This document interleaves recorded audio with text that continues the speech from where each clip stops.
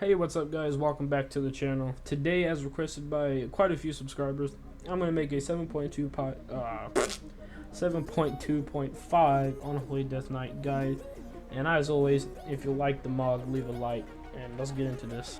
Alright guys, we're going to try to make this guide short and sweet because I am tired as hell. But we're going to start off with talents. First tier, we're going with Bursting Swords. The reason I do that is because it has 50% more damage to my wounds, and it also has a cleave damage to it, and plus my Lash of Shadows trait adds 24% more damage to it. So basically it makes my Apocalypse hit really hard, and I like to play TSG and Warriors burst really hard, so like I try to keep up with that burst while he's bursting, and sometimes we one-shot people and it's really cool. Second tier, I go Blighted Rune Weapon. Your next 5 auto attacks infect your target with 2 festering wounds. That's really helpful to keep wounds on the target, keep your damage going, keep it consistent. The other two are actually I wouldn't ever use Epidemic. Pestilent Pulse is maybe, but everybody uses a Blighted Rune Weapon. That's really helpful and for my burst rotation, which I'll show you later. Third tier, I go Clawing Shadows. It has 30-yard range on it. It does a decent amount of damage, and it's hard for people to kite me, considering I can sit back 30 yards and spam Clawing Shadows and they can't escape it. Fourth tier, Asphyxiate. There's no reason you should pick either of the other two. Just go Asphyxiate, helps with setups or peels even. Now on the fifth tier, there actually is two choices here. What I would suggest, if you're risking a melee caster or 2 melee, go Corpse Shield. If you're versing double wizard, go Spell Eater, because Corpse should only last until your pet is dead, and he only has 1.2 million HP. But if you spec Spell Eater versus 2 wizards, it will actually end up absorbing more damage than the Corpse Shield will, because with this talent, my shield will absorb 2 million damage.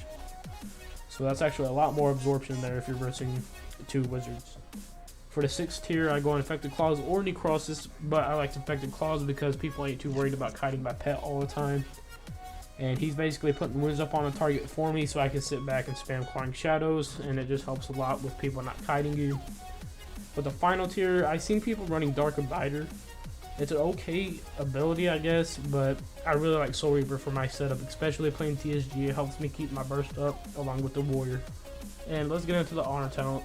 Alright guys, so for honor talents, I like to go always pretty much Gladiator's Medallion. Basically, so I have 2 trinkets out of stuns. The Racial and Gladiator's Medallion, and even if I wanted to be kind of bad player, Icebound Fortitude. The only time I should ever suggest this is if you don't even have to be stunned, but if you're getting low and your healer don't have like CDs or something to keep you alive, this is considered a wall for you if you're a DK, so you will need that to live, so I wouldn't be pressing it to get out of stuns. And for the 2nd tier in PvP, I would go with Reinforced Armor most of the time, unless I'm versing like a turbo team, something that's like 2 melee to high damage. I will go Sparring for that chance that their damage that their damage be blunted and not deal as much as it would originally. It works out really good. Sorry about that, yawning a little bit. Dark Sim, okay. I go with this because you can steal people's, you can steal Cyclones, you can steal Sheeps, you can steal Hex, you can steal Ice Block, I don't think you can still Blink anymore. I've been trying to still Blinks, but it's not working.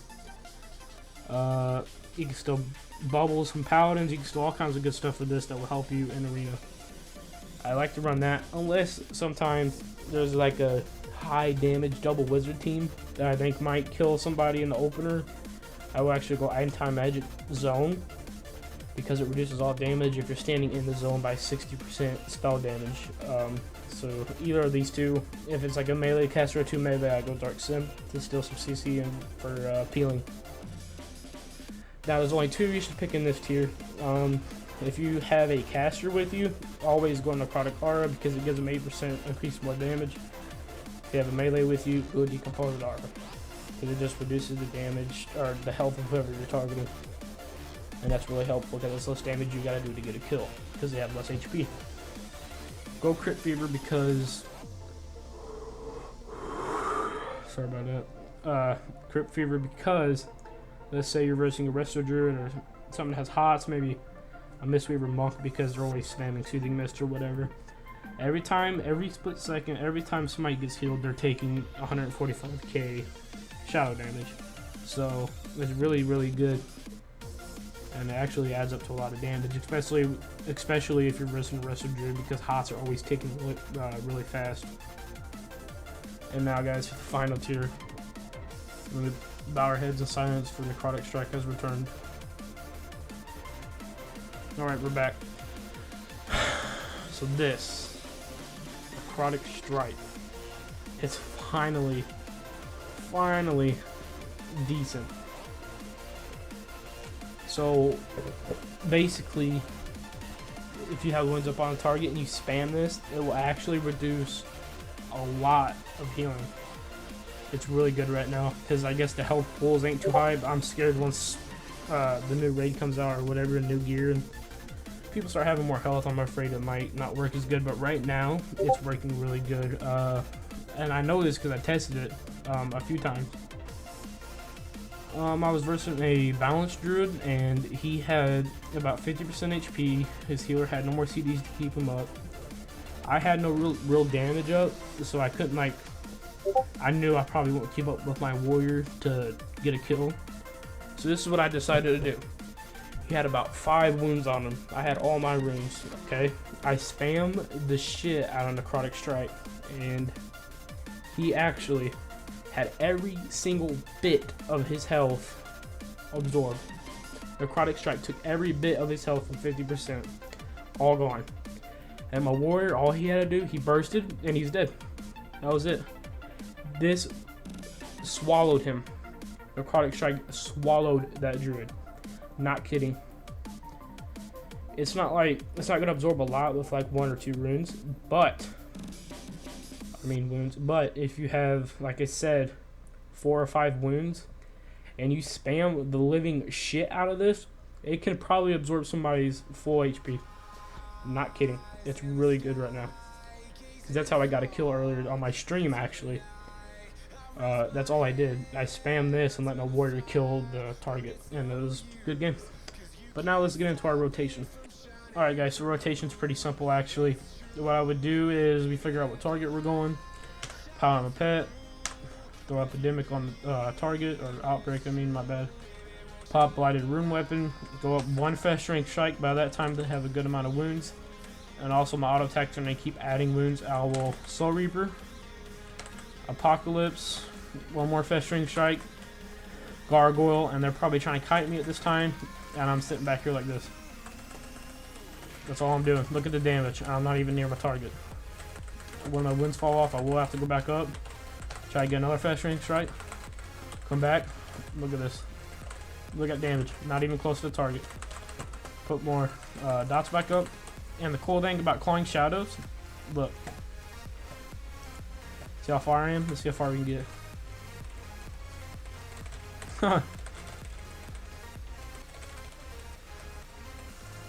Okay, I'm not targeting the dummy. Okay, let's see. Right here. That's how far I can be. Bam. Bam. Bam. So people's going to have a really hard time kiting me. Throw dots up. Keep doing that. I will eventually have to grip or go in so I can get my wounds on the target. Just like that. And make sure you're deadly death coil so you can get your wounds back. Your runes. Soul Reaper, and they're probably kiting again, but that's okay. Sit back. Spam your Clawing Shadows. Spam your Clawing Shadows. Getting out of runes. Spam death coil. Spam death coil.